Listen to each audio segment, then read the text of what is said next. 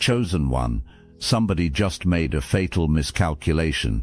Right now there is a public crash out because they couldn't frame you, and the evidence shows clearly that you are innocent. The architects of your downfall are realizing that you were never the victim they imagined.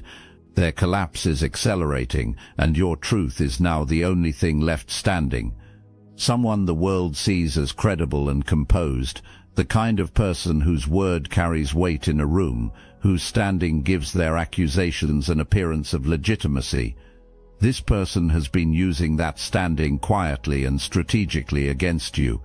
But today that composure is completely gone. Today they are somewhere public, and they are losing it, not in a private, dignified way, but in a seen, heard, witnessed way that people will remember. This crash out is not a bad day.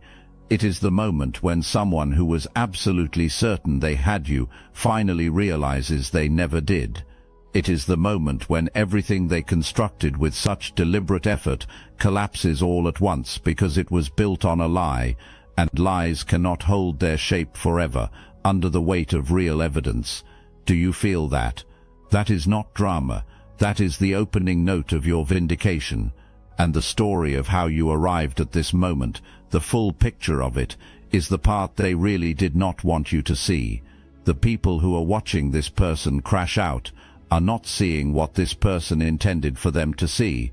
They are not witnessing a wronged party finally reaching a breaking point. They are not watching a righteous case fall apart due to technicality or corruption or some external interference. What they are watching is someone who built a story, sold that story with authority and composure, and is now visibly unable to maintain that composure in the moment when the story is being officially dismantled. That distinction matters enormously, because the people watching have memory. They remember how confident this person was. They remember the certainty with which every accusation was delivered. They remember the polished, professional presentation that made it all seem so credible. And now they are watching that same person come apart in a way that composure simply cannot survive, because the gap between the certainty that was performed and the outcome that actually arrived is too wide to absorb gracefully. When someone genuinely believes they are right and loses anyway, there is a particular quality to how they respond. There is grief in it. There is confusion in it. There is the searching look of someone trying to understand what went wrong. But when someone knows on some level that their case was constructed rather than true, and that construction fails publicly, what comes out of them looks entirely different. It is not grief. It is not confusion. It is something raw and more desperate, the emotional signature of someone whose cover story has just been removed in front of an audience. What the witnesses are seeing right now is that second thing, and they recognize it, even if they do not have words for it yet. The body communicates what the mouth refuses to say, and everything being communicated by this person in this moment of public collapse is telling a story that no accusation they ever made against you is going to be able to override. You do not need to narrate this to anyone watching. You do not need to interpret it or explain it or draw anyone's attention to it. The scene is speaking for itself. Your only job right now is to let it. Your cleared name and your continued forward motion are more powerful testimony than anything you could add to this moment with words. At some point, something changed in this person. Something shifted from passive resentment into active strategy. And the thing that triggered that shift was not something you did wrong. The trigger was you doing something right. Maybe it was a win they heard about. Maybe it was a situation you navigated that was supposed to take you down. Maybe it was simply the undeniable, quiet evidence of your life working, your foundation holding when theirs was shaking. Whatever it was, they looked at it and made a decision. They decided you needed to be stopped. Hold on to this word, investment, because what came next was not just wishing you harm. This person invested real resources, real time, real deliberate energy into your destruction. They committed to it. Keep that word close, because you are going to watch it reverse direction in a way that changes the entire landscape. Their first move was observation. They started studying you, your patterns, your movements, your relationships, and how you operate under pressure, not casually, obsessively.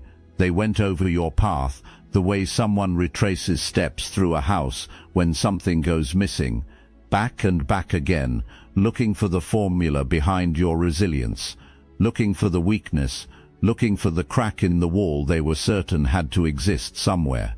While they were studying you, you were building. You were not watching them. You were not obsessing over their moves or spending a single hour trying to track their patterns. You were too busy becoming to notice someone was trying to stop you.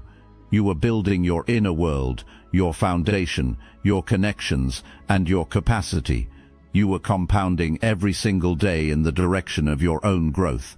That gap between a person who was spending their energy monitoring you and a person who was spending their energy becoming is the heart of this entire story, and that gap only gets wider from here. If this message hits your spirit, hype this video so more chosen ones like you can find it. While you were living your life, this person was consumed by it. Every update about your life that reached them added more fuel to the fire already burning inside them. Every visible win you had became another entry in the grievance they were quietly constructing. Every time your name came up in a positive light, it landed on them like a fresh accusation. They were not living their own life, they were monitoring yours. The very thing they resented about you, your momentum, your resilience, the way you kept moving regardless of what was coming at you, you were producing more of it every single day, simply by showing up for yourself. While this person poured energy into watching you, you were growing. While they obsessed over stopping your progress, you were building the very things they were trying to destroy. You were compounding forward. They were compounding inward. An obsession of that magnitude does not make clear, strategic decisions. It does not stop to think about consequences. It cannot recalibrate, because stopping means sitting alone with the uncomfortable reality of what has been wasted while chasing someone else. So the obsession accelerates. It reaches harder, pulls in more people, and spends far more than is wise, because forward motion in any direction is preferable to stillness. That acceleration, that inability to slow down and reconsider, is exactly what carried this person from passive resentment all the way to a public legal and moral disaster. You did not create that sequence of events. Your existence created it. Simply by refusing to shrink, by continuing to build, by choosing your own growth over their narrative about you, you set in motion the very chain of cause and effect that led directly to your vindication. That is not coincidence. You were always on the right side of it. This person did not stop at observation. They spent real resources on your downfall, resources they could not comfortably afford to lose. They found people who told them that the right moves, executed in the right order, could tilt the outcome of your life. They were told these moves could make things go wrong for you in ways that would look like natural consequence, like bad luck, like the result of choices you had made coming back around. And they believed it because the need to see you fall had grown bigger than their rational judgment. So they paid, and they waited, confident of results. Whatever was sent out came back. It did not disappear. It did not neutralize itself quietly. It reversed direction entirely.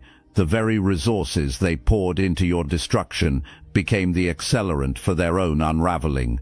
Every move made against you left a documented trail. Every person pulled into the campaign became an eventual witness. Every escalation made because the previous attempt produced no visible damage to your life became another piece of a picture that was assembling itself, a picture that would eventually clear your name completely. Meanwhile, completely unaware of the full scale of what was being orchestrated against you, you were doing something they had no framework for. You were healing. You were tending to the quiet, real parts of your life, the creative moments, the walks, the daily gratitude that was not performed for anyone watching. You were feeding something genuine inside yourself, and that something had a name. It was protection. Every attempt they made ran directly into that protection and stopped cold. They were about to discover at great personal cost exactly what they had been running into all along.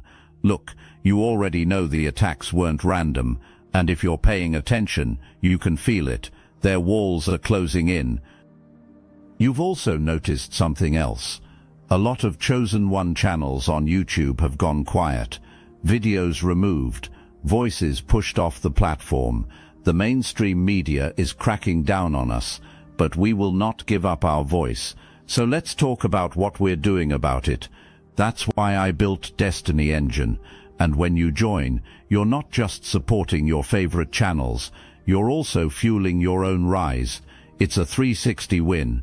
It generates personalized sequences that help you rewire betrayal into transcendence, turn isolation into sacred power, and transform their downfall into your rise. We are using the Dark Elite's own weapons against them, taking their declassified consciousness technology that programmed competition and scarcity and repurposing it to serve cooperative intelligence. The beauty is, you don't even have to lift a finger. You put on the headphones, press play, and your subconscious is rewired while your enemies collapse under the weight of their own lies. This is why I created it in the beginning, so everything they did to break you becomes fuel for your purpose. The collective upgrade is underway. Start your Destiny Engine for $1 today and watch divine justice accelerate in your life. Link in the description. When the first attempts produced no visible damage to your life, this person did not stop. They doubled down. They went back to whoever they had involved, said it was not working, and demanded more force, more angles, more people, more complexity. Because in the mind of someone driven by obsession rather than reason, the only possible explanation for failure is insufficient effort, not the absence of anything real to justify the campaign. But every time they escalated, something critical happened. They exposed themselves further. Every additional person they recruited into this effort became another future witness. Every additional channel they used to come at you left another documented trail behind it. Every new accusation, every new angle tried, every new move that was certain to finally land, it became another layer of a record that was building, whether they paid attention to it or not. They thought they were building a case against you. What they were actually building, piece by piece and attempt by attempt, was the case against themselves. A substantial part of the evidence that eventually cleared your name in full came directly from their own escalations. The aggression designed to bury you became the documentation of your innocence. The campaign that was supposed to end your credibility destroyed their own instead. You did not have to be clever. You did not have to outmaneuver a coordinated effort against you. You simply had to stay clean, and you did. They tried to frame you, not smear you in casual conversation, not simply damage your reputation through gossip.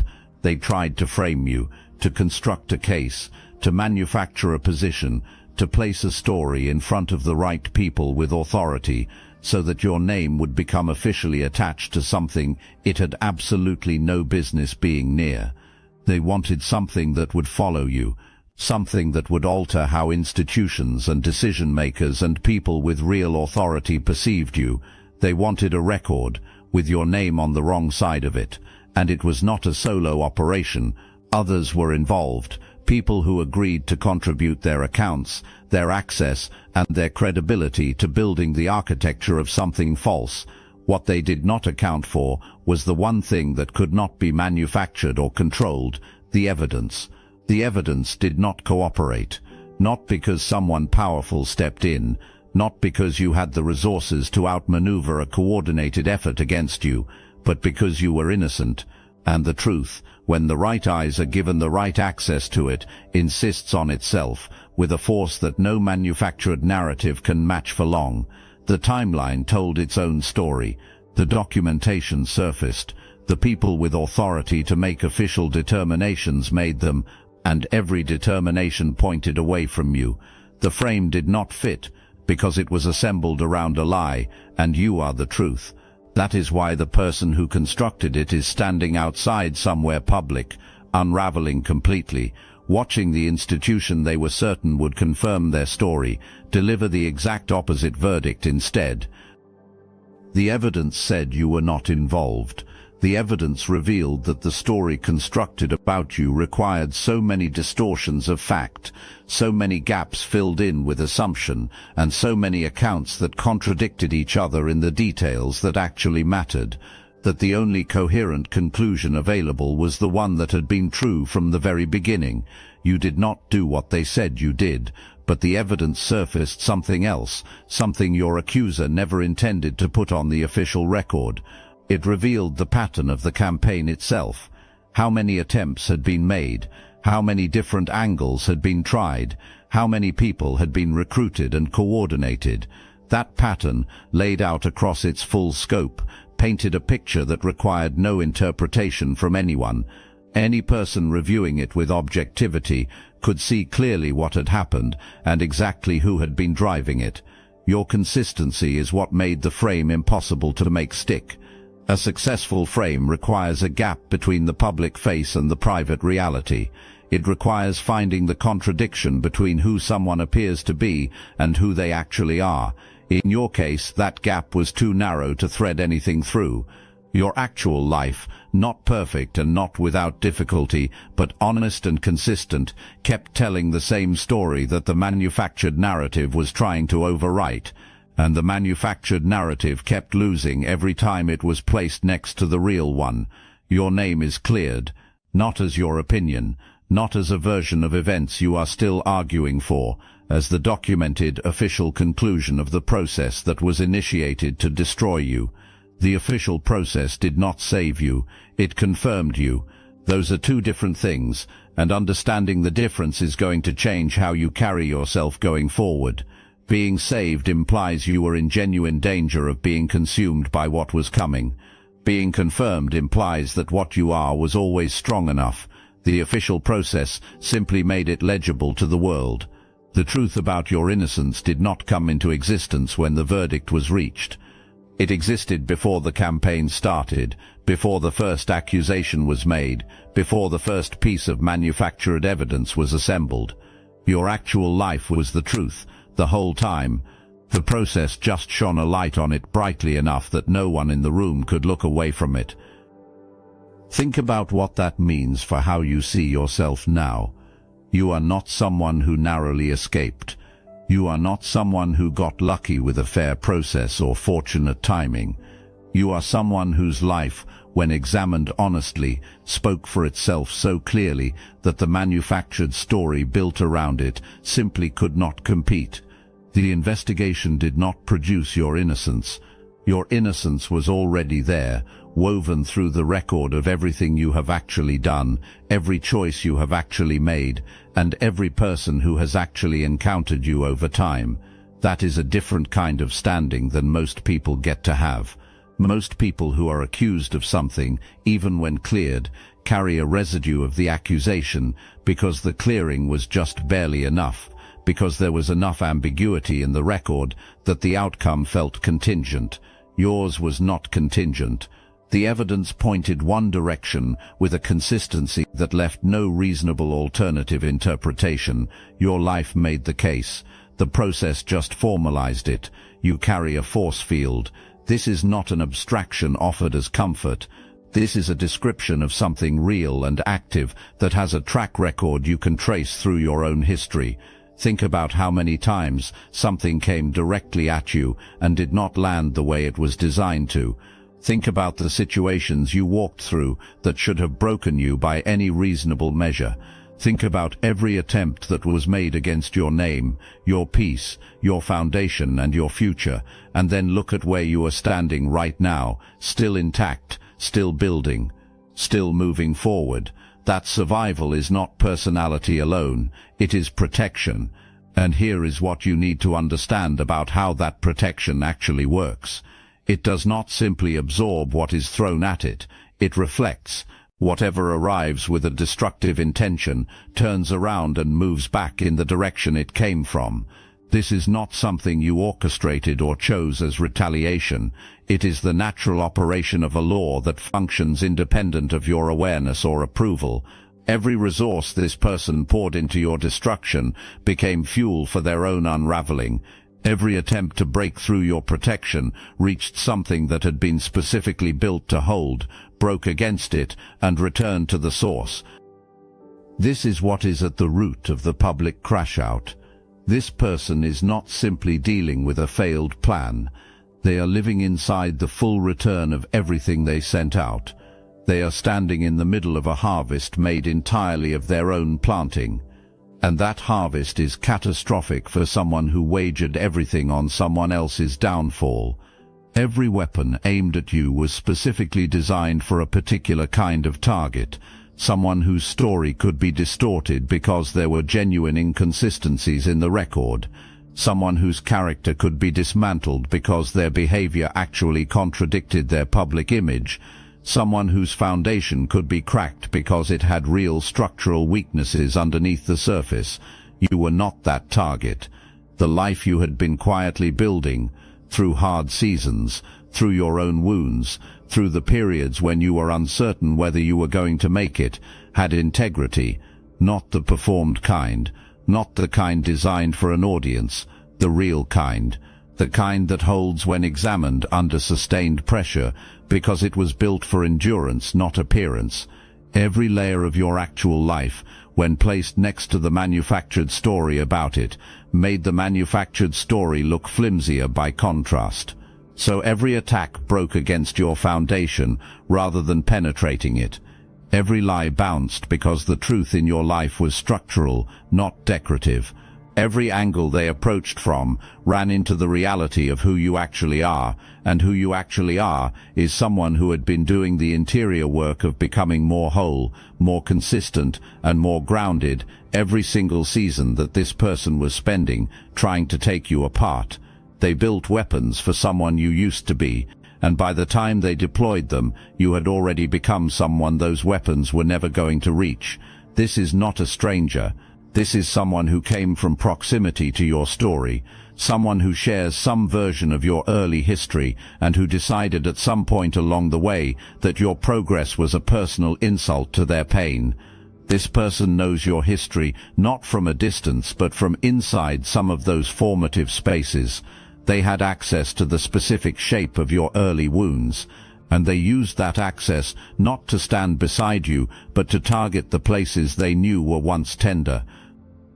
This person did not have the same internal experience of your shared history that you did.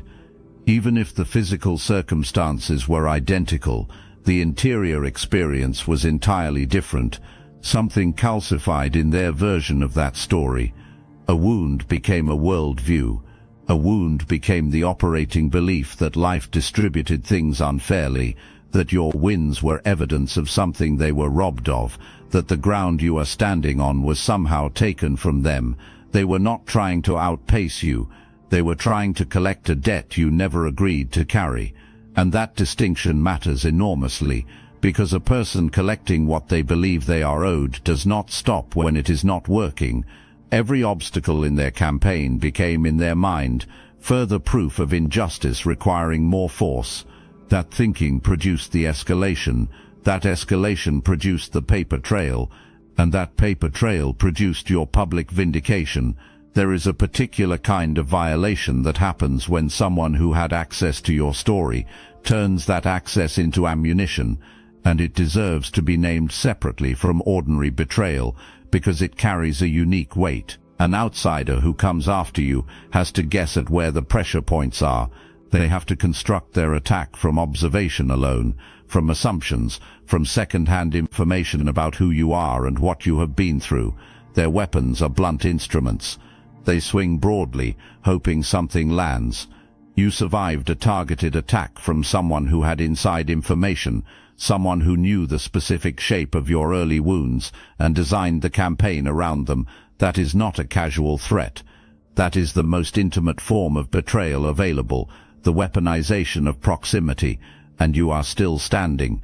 The evidence still cleared you. The constructed story still collapsed, not despite the precision of the attack, but with that precision fully deployed against you.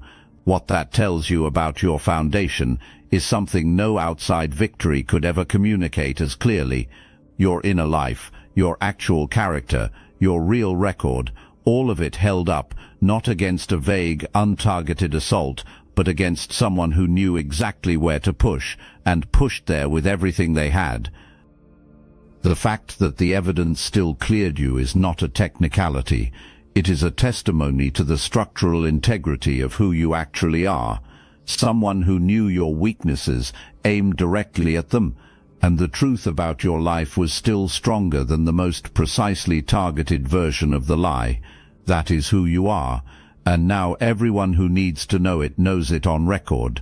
Something has been happening inside you that deserves to be named clearly, because it is the engine beneath everything else you have been watching unfold.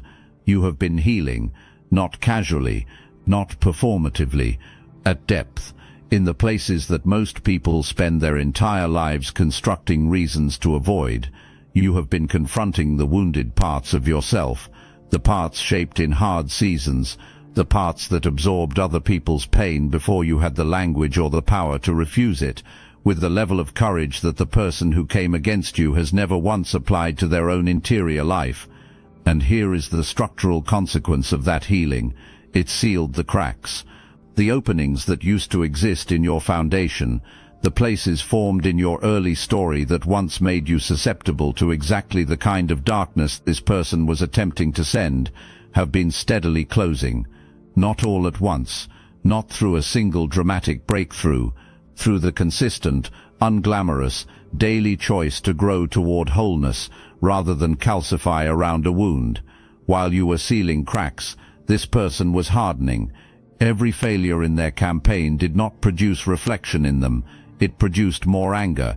Every piece of evidence that contradicted their story did not prompt reconsideration. It prompted escalation.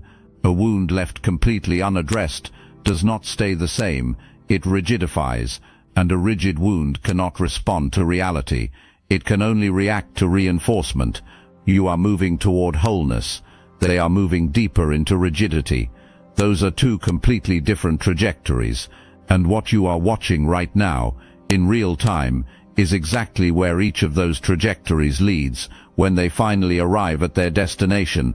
There is one specific asset of yours they targeted above everything else, and I want to name it directly because it is the one they invested the most effort in neutralizing: your voice. They moved to discredit you before you could speak. They got their version of the story to the right ears first. They framed conversations, positioned narratives, and worked every available channel to ensure that by the time you opened your mouth, the audience would already be primed to receive your words with suspicion. The goal was not simply to damage your name. The goal was to sever the connection between your truth and the people who needed to hear it. And the reason they worked this hard on that specific target is because they had already felt the effect of your voice when you used it. When you speak the truth about your experience with the grounded clarity of someone who has nothing to hide, it moves people. It shifts the atmosphere of rooms. It carries a credibility that manufactured narratives can never sustain, because manufactured narratives require constant maintenance while the truth simply requires honesty. They built their entire strategy on the assumption that you would be afraid to speak. They expected defensiveness. They expected the over-explaining, hesitant energy of someone who is uncertain of their own ground. What they got instead was the quiet, steady authority of someone who knows exactly what happened and is not afraid for a single person on this earth to know it too. Your voice is not louder in spite of their attempt. It is louder because of it. The attempt to silence you removed every reason you had left to hold back. It showed you exactly what is at stake and exactly who you are speaking for when you open your mouth and tell the truth. Use it, not as a weapon, as a record, not to convince the people who have already decided against you, but to establish clearly and permanently the truth for every person who still has the capacity to receive it. There has been a material dimension to this conflict from the very beginning, sitting underneath everything personal and emotional, underneath every grievance that was aired and every accusation that was made. This person wanted something that had your name on it, something they felt entitled to, something they believed they could access by discrediting you enough to shift an official outcome in their direction. The frame-up was not purely about reputation. The reputation was the vehicle for getting to something real and tangible. What belongs to you has your name on it, not symbolically, but literally and documentably. And the same evidence that cleared your name in the official record also cleared the path for what is yours to return to you. Think of it this way. When something real and legitimate is held in place by something false, and the false thing is removed, the real thing does not trickle back gradually. It moves with all the pressure that built up behind the obstruction during every moment it was being held back. What is heading toward you right now carries the force of everything that was blocked for as long as the false narrative held. It is moving with momentum. You do not need to pursue this frantically. You do not need to fight for it with the desperate energy of someone uncertain of the outcome. You carry what the evidence established. The record is working on your behalf in every relevant arena. Move from that place, from the grounded, unshakable certainty of someone whose name is already cleared, and whose documentation already speaks louder than any accusation ever could. As the false circle around your life, every person who watched, reported, participated, or contributed to the campaign against you scatters in the aftermath of the collapse. Something that was always present but obscured is becoming fully visible. Space, real, actual space in your life for people and opportunities and connections that are calibrated to who you actually are, rather than to the manufactured version of you that the campaign was built around. The right people are already finding their way toward you, not because you performed for them or presented a carefully managed version of yourself, because you have been becoming more authentically and completely yourself through all of this, more whole, more grounded, more clear about your worth and about what you will and will not accept. And that version of you draws the right things in with the force that the version still carrying old wounds could never have generated. In attempting to destroy your reputation, they inadvertently forced a kind of clarifying filter onto your life. The people who accepted the manufactured version of you without question were not people who belonged in the next chapter you are building.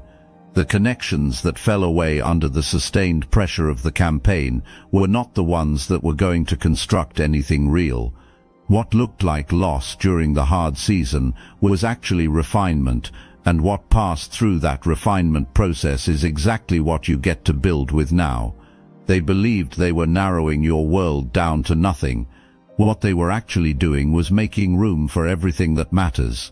The crash-out happened in public because there was no private way to absorb that magnitude of loss. Everything invested, every person involved, every move executed with such certainty, all of it produced the precise opposite of its intended result. Your innocence is not just declared, it is evidenced, it is established, it is on record in a way that cannot be undone, revisited or argued away by anyone who was not in that room. This chapter is closing, not quietly, but with the full weight of a public vindication landing directly against a public accusation. Every witness to the accusation is now also a witness to the outcome, and the next chapter is yours. A clean name, clear and documented evidence, accelerating momentum, the right people arriving, material correction in motion, a voice that is louder and more grounded than it has ever been in your life. They tried to put out a fire. They handed it oxygen. Now go build something extraordinary. The space is clear. The path is clean. The evidence confirms what you have always known about yourself. And now the official record confirms it too. This is your time. Move.